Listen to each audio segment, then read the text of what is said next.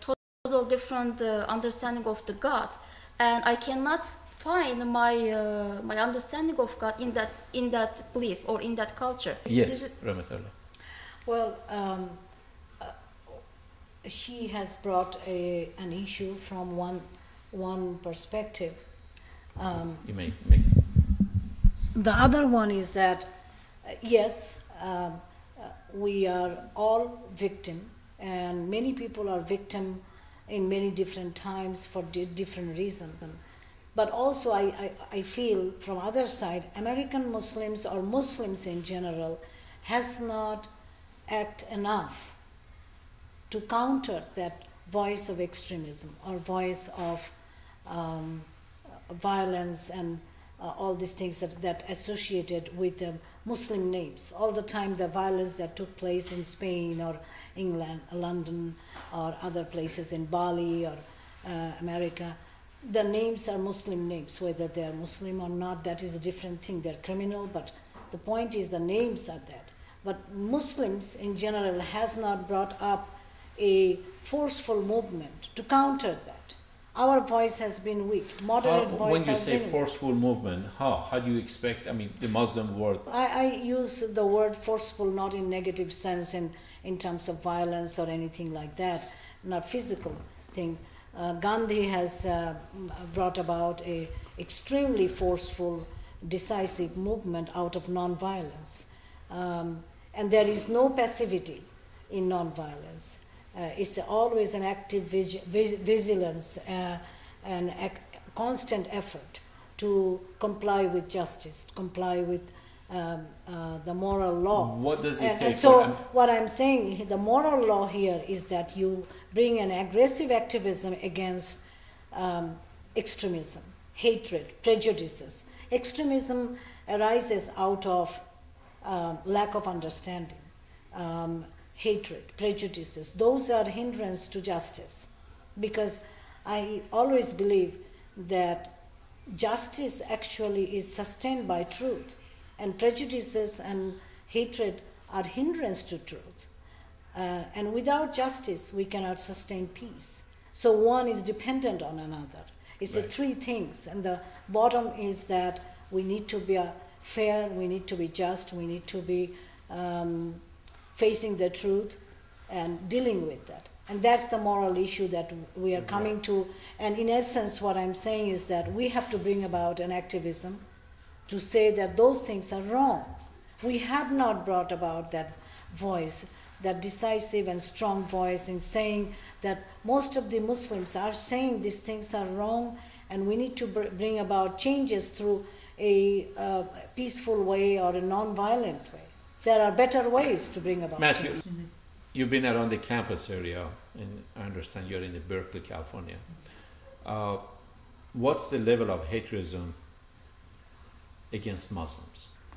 Well, when we're talking about Berkeley, when we talk about Berkeley, we are referring to a very progressive, a very open-minded, and a very universalist section of America. Berkeley doesn't necessarily represent America as a whole, but even in Berkeley, there are sectarian divisions between various political and social groups on campus. There still is a fair degree of Islamophobia on campus. They recently had a speech by Noni Darwish, I believe. She's a famous author that I guess renounced Islam and went on to talk about some of the very violent messages that some people who call themselves Muslims put forth. So yeah, there is still a fair degree of Islamophobia on Berkeley campus, which is, you know, a very progressive and a very open-minded campus compared to the rest of America. And I guess the really tragic thing about that is that when you actually sit down and read the Quran, the message that comes forth from it is one of such peace and such justice and such power and such righteousness that it really shows what people consider to be Islamic terrorism as a very sad misinterpretation of what the Quran originally intended. Like, for example, not many people know that in the Quran, you even if you do, go off to battle against something unjust, you aren't allowed to be an aggressor. Like, you are not allowed to kill civilians. You are not allowed to, run into a cafe and just blow yourself up and kill, whoever happens to be around in the vicinity. That stuff is not Islamic. That's a crime. That's a crime against humanity. And it should be punished as such, a crime against humanity. Not many people know in the Quran, for instance, that it talks about governing a society by mutual consensus. And I mean, when we talk about, a phrase like mutual consensus, it's pretty obvious that what we mean by something like that is a democratic process, a due process where all the citizens have an equal and a useful and a valuable voice in their community.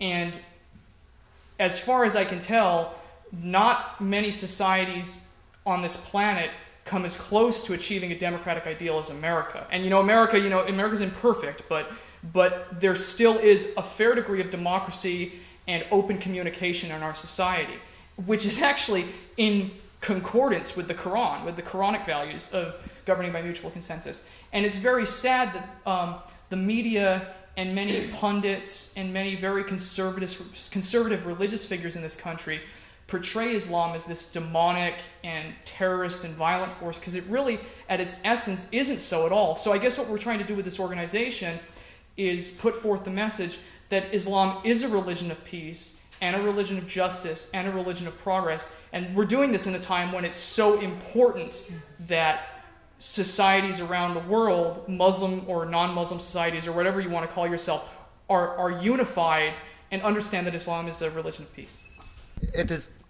There is a verse in the Bible, it is my favorite one. Yeah, truth will set you free. And to be defensive, we Muslims denounce. How many times I need to denounce terrorism?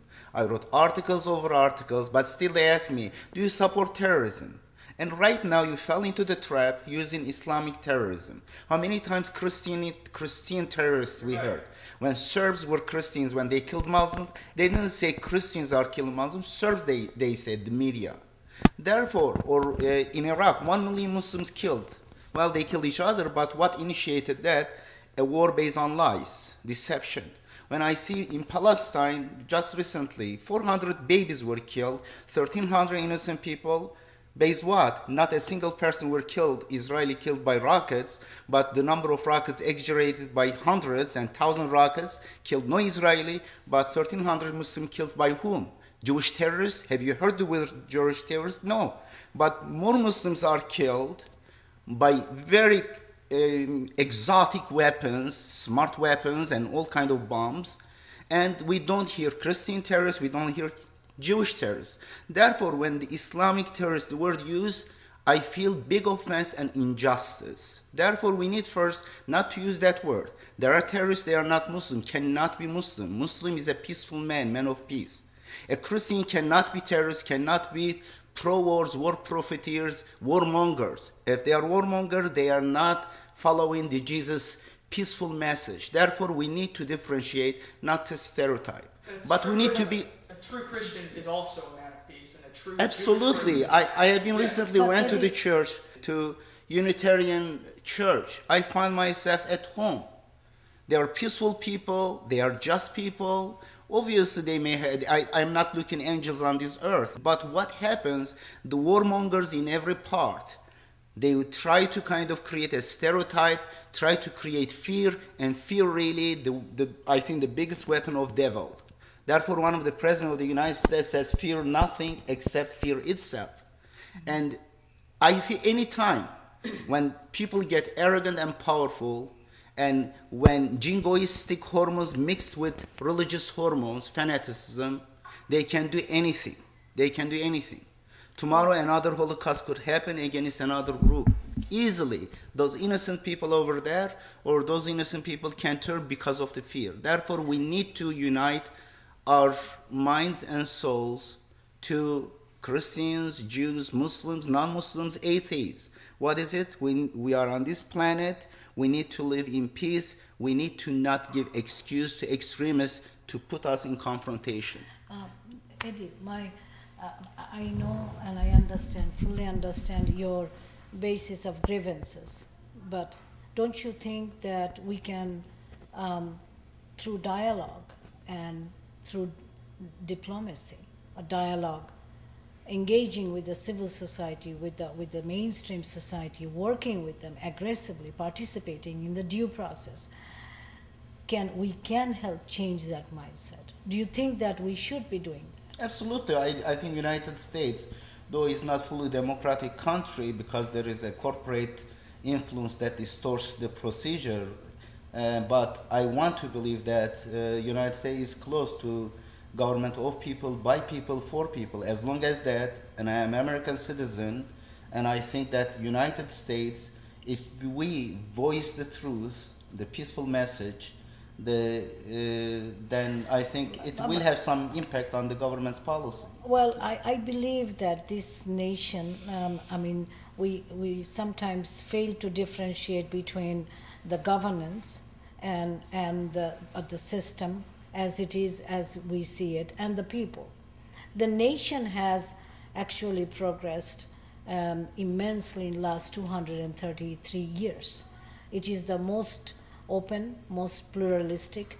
It is the most self-reflecting and self-critical and self-correcting nation in the world. Tell me a nation which has changed so much in 200, 100, or even 50 years, last 50, 60 years. I don't see any nation change so much as this nation. This is like a microcosm of the world, and it is accommodating, assimilating, and taking diverse population and integrating such as forcefully.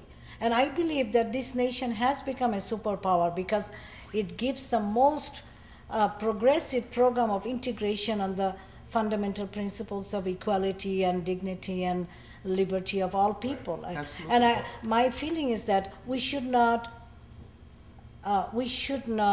confuse discrepancy of people, because human discrepancy is going to stay as long as human beings are going to stay in this world.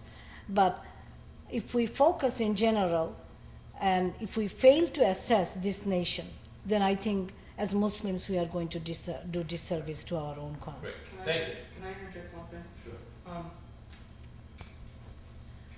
It's also important to note as well that one of the essential Quranic principles, and it comes straight from a verse in the Quran, is that when you see a community of people that call for peace, even though they may not be as educated as you in your religious views, or they may be divergent on certain issues, you are not allowed to be antagonistic with them if what they're calling for is, essential values that any human being can intuitively understand and get a grasp on and agree with. And things like, peace, respect for international law, progress towards a more civil society. You don't have to be a religious person to know that that's just really good stuff that anybody can chew on and anybody should follow. And I'd also like to quote one of our great Americans, Mr. Frederick Douglass, who used the quote, "I would unite with anybody to do right, and I would not unite with anybody to do wrong." Right. That is actually an Islamic spirit.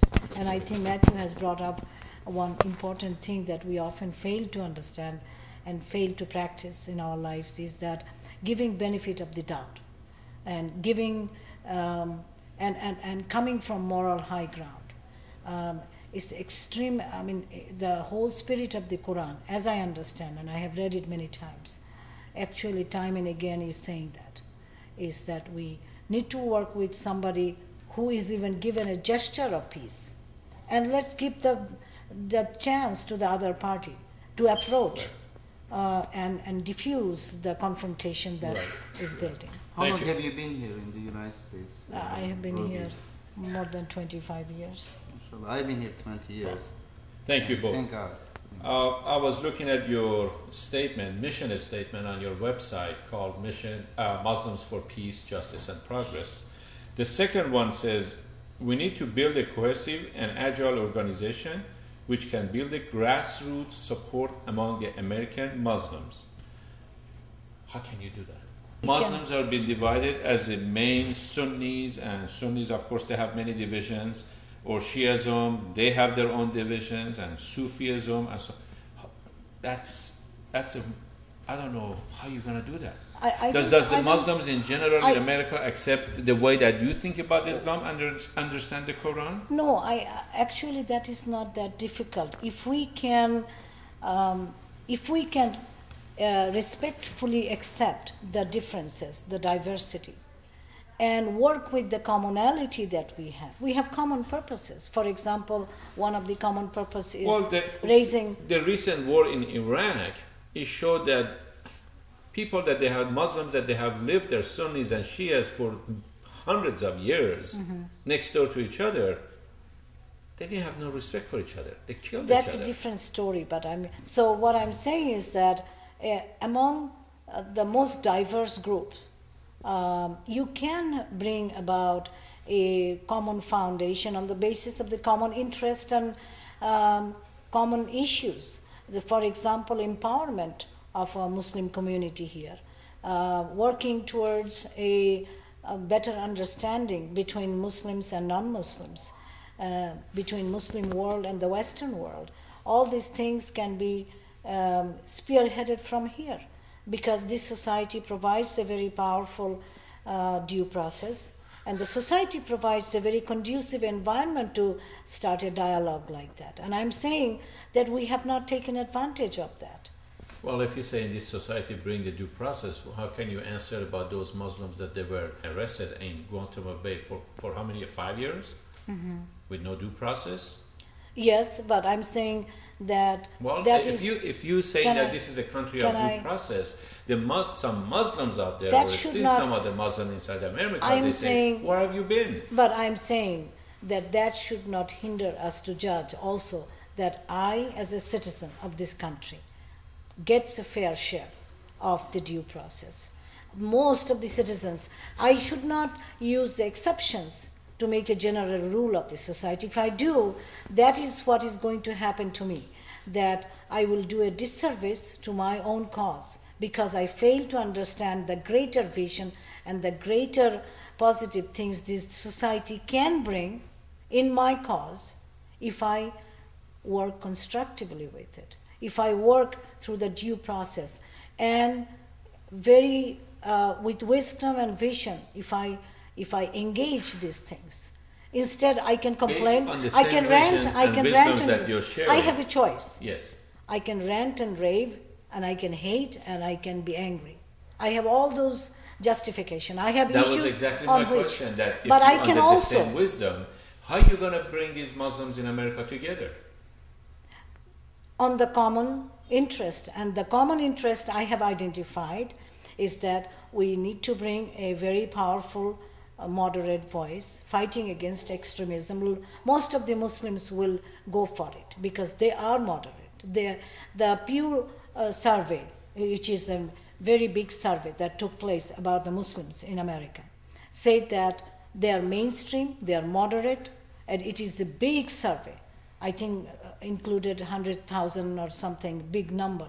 And it is a very well-documented, established survey that says that American Muslims are moderate, mainstream. They are 65% of them come from, they were born in foreign lands,